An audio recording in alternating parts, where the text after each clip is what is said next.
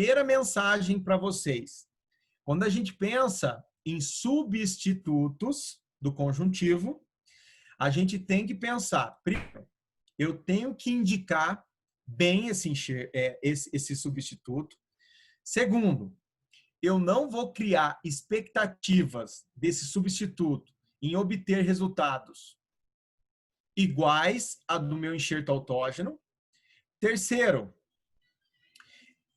ele não vai suprir a deficiência em relação ao manuseio de um conjuntivo, ou seja, para eu ter uma boa performance no substituto, eu tenho que saber trabalhar com conjuntivo.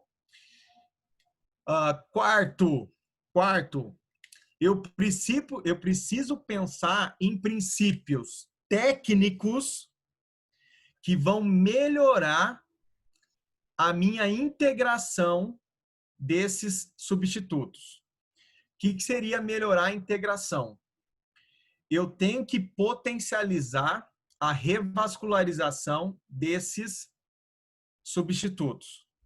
Então, eu tenho que pensar em princípios técnicos. Desenho de retalho, o tipo de retalho que eu vou fazer, qual vai ser o posicionamento desse biomaterial sobre a superfície da raiz, como vai ser o posicionamento do meu retalho sobre esse biomaterial e como eu vou acompanhar no follow-up para que eu tenha, e aí que está a grande sacada, hein? Para que eu tenha um resultado satisfatório no longo do tempo.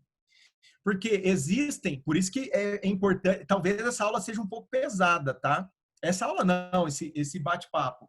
Mas talvez vocês vão ter que pensar até em conhecer os princípios de reparo desses biomateriais, porque até nisso ele vai influenciar na sua conduta técnica, que é isso que a maioria, e aí eu falo para vocês, hein? Isso aqui, ó, é uma arma que as empresas não utilizam. Por quê? Porque as empresas, elas querem vender. O resultado final delas é a venda.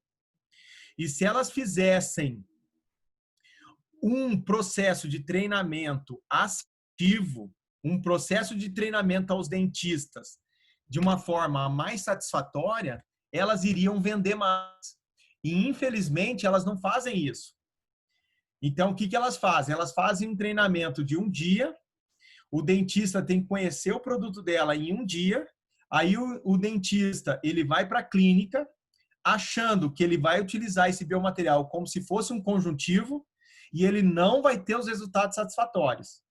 Aí que ele fala? Ele não atribui a falha dele à performance técnica dele. Ele atribui a falha dele ao biomaterial. Aí ele não compra mais. Porque se ele teve um resultado ou uma experiência negativa uma vez, ele não vai querer ter outra experiência negativa no consultório. Aí ele fala que o biomaterial não presta. Então, o que eu vou passar para vocês hoje, pessoal, é o grande diferencial, e eu falo isso para o nosso grupo lá de especialização, é o grande diferencial entre um cara que é especialista e vai entender de princípios biológicos na hora da indicação e de uma pessoa que vai só repetir a técnica. Então, ó, não utilizem o biomaterial como se fosse conjuntivo. Porque se vocês utilizarem como se fosse o conjuntivo, vocês vão ter resultados inconsistentes. E é o que a gente faz. A gente acredita que utilizando esses biomateriais como se fosse o conjuntivo, a gente vai obter os mesmos resultados. E a gente não vai obter. Ok? Até aí, tudo bem? Tá.